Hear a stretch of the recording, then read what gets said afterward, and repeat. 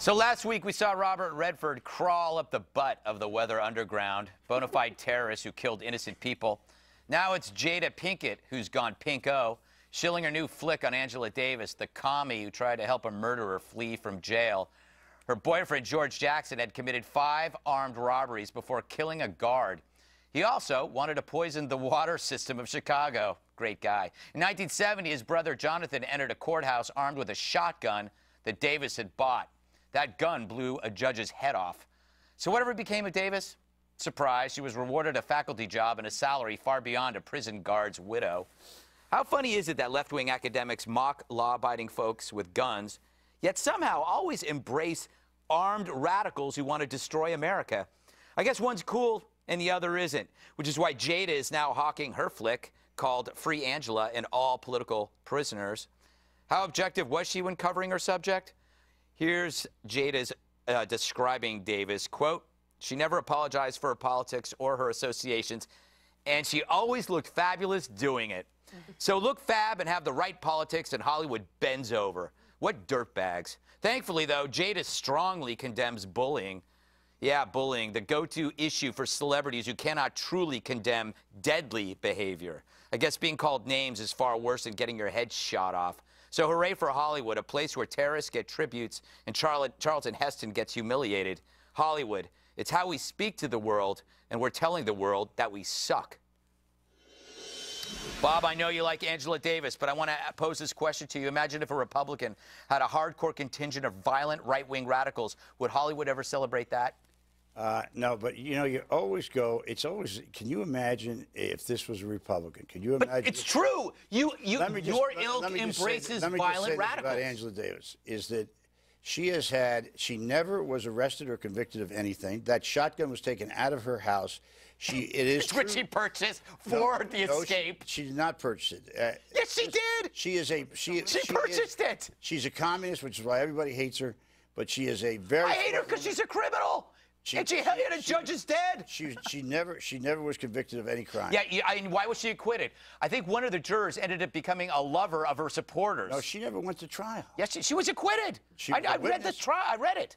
Well, she bought the arms that were used and killed those people. Let me ask you this: if in this country, if we are found not guilty, then is there some reason why we can't pursue life normally like anybody else? That's a good question. I think that it's disgusting that academics embrace these people. These are horrible people, whether it's Bodine, whether it's Bill Ayers. I mean, Bodine, who shouldn't be in Colombia, she should be, well, in the country of Colombia in a jail. She spent, what, 22 years in prison for an armed car robbery that killed 2 cops, and then Columbia University welcomes her with open arms. These are, all of these people, including Davis, they're the old heroes of the new left. Well, and your point about bullying is a good one, because take whether she's a criminal or not off the table. She was a clear communist, for sure. And I just wonder what Jay-Z and Jada Pinkett and Will Smith think about communism, because communism is bullying. It's taking people's civil liberties away from them. It's stripping them of their rights. And it's the exact same thing that our founding fathers tried to prevent from happening, and all of them. Kathy Boudin, Angela Davis, all of them. Communists, and they're glorified in academia. Can I play a shot of Jada talking about this on Good Morning America, about the historical significance of Angela Davis?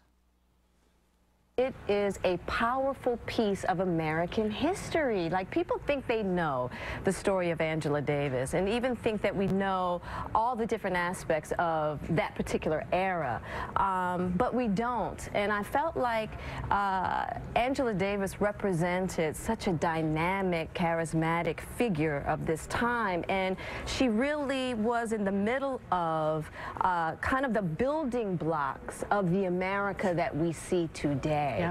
Yeah, so she's a communist, a Marxist, a feminist proponent of radical violence, and she's the building block of America today, Dana. This is what's scary. These are the people who shape history through media. By the way, appliant media. Well, if you, right, Andrea pointed out, if you look at the very end of that interview, the interviewer is, she's probably never heard of Angela Davis in her life, and then she's like, oh, right. Exactly. Absolutely. It's like, remember we used to listen to Current TV when Al Gore was, whenever he did an interview, and all the anchors would say, good point. Yeah. Absolutely. It's because they don't read up on stuff. Good. Did you get a chance to talk yet? No. I have one more thing I'd like to say. You go ahead. Well, I can wait. No, I want to get Eric in this. Can I just point something out? Bill Ayers, University of Chicago, Bernie Dorn, Northwestern Law, Bodine, Columbia, Hollywood embracing anyone who's a communist, a Marxist, or a leftist, Sean Penn, Jada Pinkett. What is it with Hollywood and academia, I don't know, covering up for or just forgetting the past of some of these radical leftists who've killed people? But you know what's great? They hate law-abiding citizens with guns, but they love radicals with guns who actually kill people. Greg, you all were not. Oh wait, I wasn't old enough, right? No, you did not. Yes. In that. Too bad there weren't any history books. Wait a second. During that period of time, when there was a lot of radicalism in the United States and the anti-war movement, which I was a part of, and a lot of other movements, the government, the police departments, and others persecuted people unnecessarily.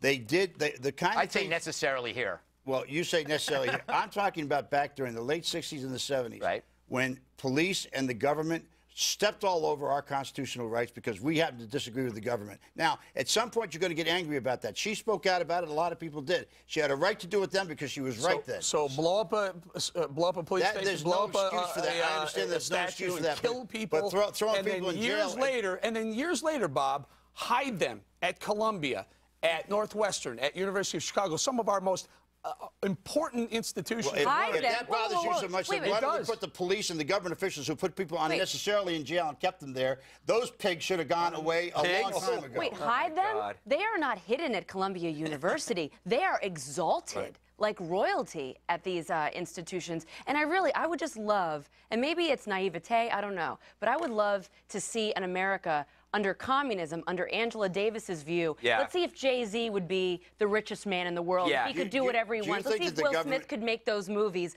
under a communist regime that Angela Davis Do you think that the government had the right to wiretap people illegally? Do you think the government had the right to railroad people? So let's just kill people. By the way, this is a decoy debate. We are not talking about that. What we are talking about is a group of people that killed 3 of their own, building a bomb that they were going to place in Fort Dix. They were going to kill troops and their wives at a dance. But the bomb went off, thank God, and killed them. Blew one girl's head off, blew her feet off. Dustin Hoffman had to rescue one of them. This happened in East Village. These people should be dead. Well, they tried to kill our troops, Bob. There was no excuse. There's no excuse for that, and they should have been prosecuted, and they should have been put away. I agree with that. But I don't think that you could just dismiss those times when the government and the police departments broke the law in order to stop the set. Can't you have a right to protest and disagree? Peaceful protest, though, not blow people up. Did you ever speak out against the people that railroaded us into jail? But Bob, don't you think that they are using you? That people who are communists, that want to overtake America, are using your naivete to do this because they're saying, you know, we're for what you believe in, when they really want something violent. They want these people are no different than the Manson family. In fact, the Bodines used a symbol called the fork, and you know what that meant? Yeah. That was the fork that was used to kill Sharon Tate. Sharon Tate.